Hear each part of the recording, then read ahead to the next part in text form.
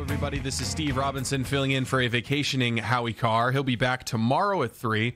And so there's a story that's kind of been incubating for, I would say, maybe almost 2 years now about some IT staffers for Debbie Wasserman Schultz. Very close, unusual relationship that this individual, Imran Awan, has with her. She seems to be suspiciously loyal to this individual, given the charges against him and some of the stories that have come out about his treatment of women and his conduct overall.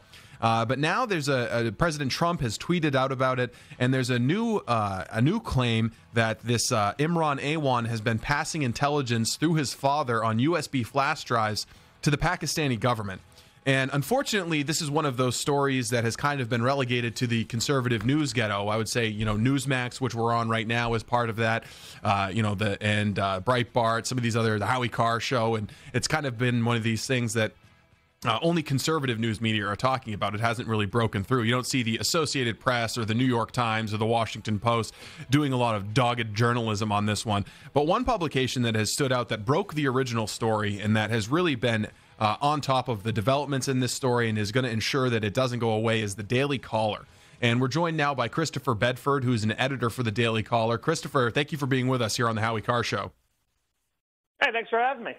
So we learn now, and your reporter Luke Rosiak has been all over this. We've had him on the show before, but I wanted to get your take on it as his boss. What is going on with this story? Have you been able to confront Debbie Wasserman Schultz about this? It seems like this is a perfect time to put a camera in her face and ask her why she still has this kind of loyalty to him. Did they have something on Debbie Wasserman Schultz or other members of Congress? That's the important question here: is are they vulnerable to blackmail?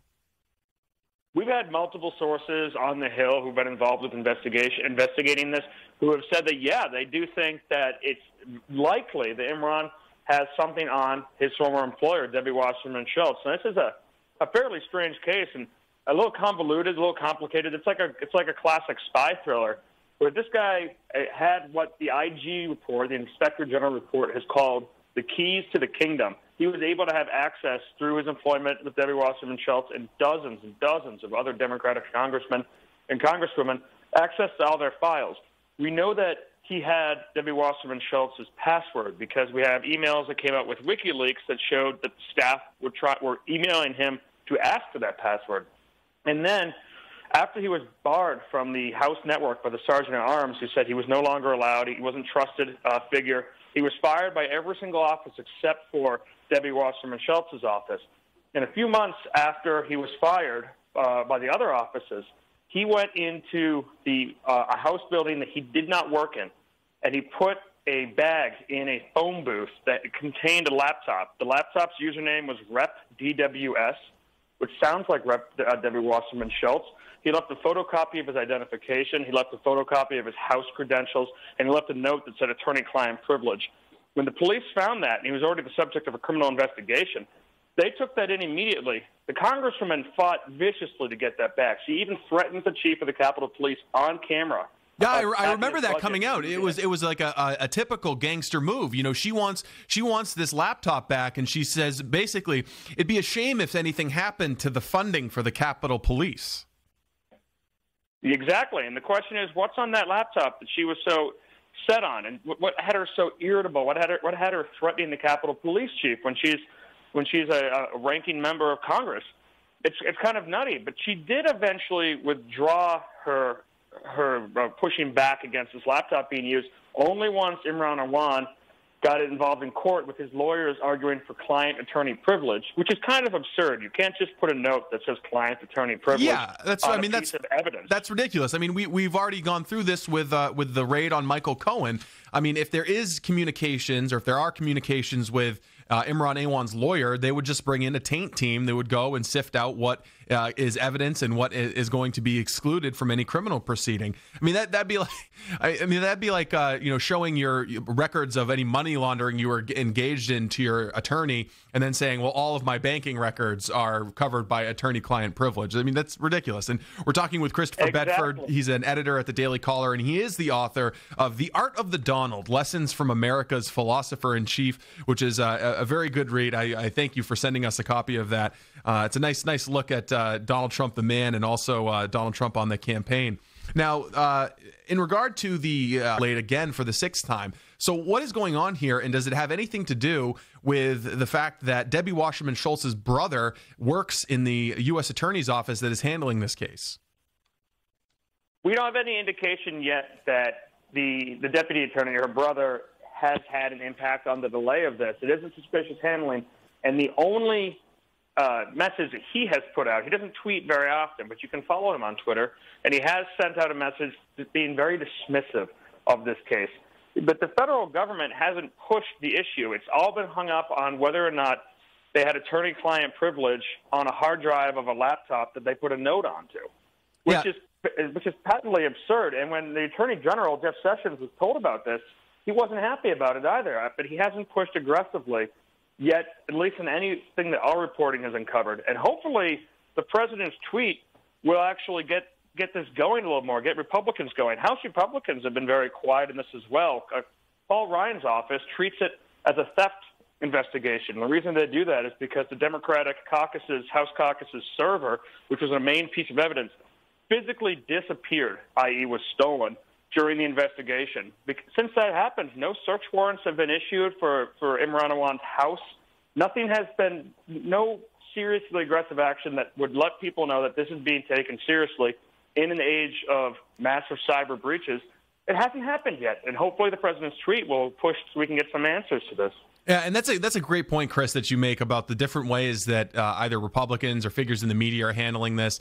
You know, the Republicans are calling it referring to it as a theft investigation. The charges that have been made public are bank fraud, and so this is like financial crimes that he's been accused of. But the real serious thing, the risk to the way Congress conducts itself is the blackmail, accusation. Does he have this material? I mean, he effectively, as an administrator on that network, he would be able to read every single email sent or received by 1/5 of the Democrats in Congress. And now in the latest story that you guys have moved here, about the passing of intelligence or some kind of information to the Pakistani government, then it becomes a foreign policy issue. When Congress votes all the time on things that concern the Pakistani government, including foreign aid for the Pakistani government. So it would become, it's one thing if Imran Awan has dirt on Debbie Wasserman Schultz and he can keep his job and pay off his relatives, but if the Pakistani government also has it, that's a whole other kettle of fish.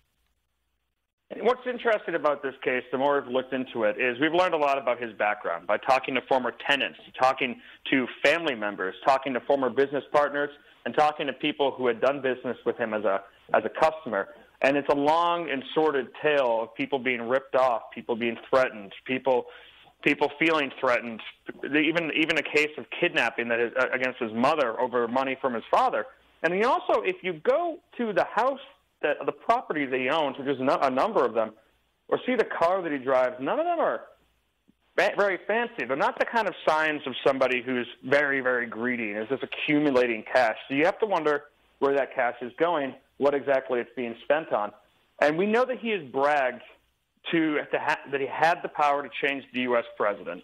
Now, that's a far-fetched claim. He might have just been bragging.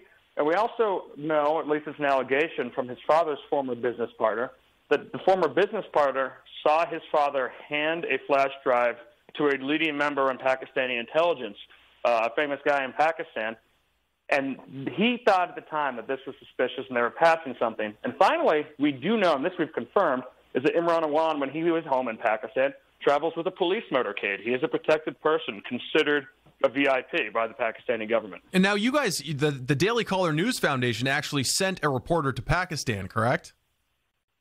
We had a contact who was in Pakistan who we've been working with very closely. Okay, we were able to hire to do some freelance work. And so, what have you learned from the ground in Pakistan? Is it just that Imran Awan does typically when he's in Pakistan, he's in custody now, but when he's in Pakistan, he's treated like a VIP? That was one of the main things we were able to learn. We were also able to learn more about a complicated land deal. A massive land deal, such a big land deal that the amount of land is referred to locally as a town, where a number of farmers were sold land, and then they weren't given the deeds, and their money was kept. This was a massive investigation or should have been a massive investigation, but the police decided to back off, even though it seems like According to the local Pakistani newspapers and what we were able to confirm, it had happened. The police backed off under pressure. And the question was what the pressure was. Well, I tell you what, Christopher Bedford from the Daily Caller, this is a very intriguing story. I don't think it's getting nearly enough attention. And if this ultimately does break and it turns out that our suspicions are true and that a highly paid staffer for Debbie Wasserman Schultz, the former chair of the DNC, if there's blackmail material, if he was passing information to the Pakistani government, as we believe or suspect, then Luke Rosiak should be nominated for the Pulitzer Prize. I agree. Do you think will any Daily Caller reporter ever win the Pulitzer Prize? Despite the good work that you guys do there, I'm a little dubious that that'll ever happen. But Christopher Bedford, we appreciate you being with us here on the Howie Carr Show. And I got to give you one tip. Did you know Debbie Wasserman Schultz has a second home up in Sunapee, New Hampshire? Does she? I didn't know that. Yes, she does. I'll take a look at that. Yeah, a little while ago, it was after. I forget. I think it might have been when the laptop was recovered and you guys broke that story. I got a tip from somebody, a listener to the show, who saw her up in Sunapee. And we had somebody, a member of the show here, stake out the area where we believe her home is, try and get a picture of her hiding out in New Hampshire, but we were unsuccessful in that endeavor. But might be something you want to look at when your next story on the Imran Awan scandal breaks. She could be headed up to New Hampshire to hide out away from the prying eyes of journalists in Florida and in Washington, D.C. It's a beautiful state to be. It is a beautiful state to be, as you know, because you were with President Trump in New Hampshire when you were writing The Art of the Donald, Lessons from America's Philosopher-in-Chief by Christopher Bedford. Thank you very much, Chris, for being with us here on the Howie Carr Show. Thank you. All right, this is Steve in for Howie. We'll be back after this brief commercial break.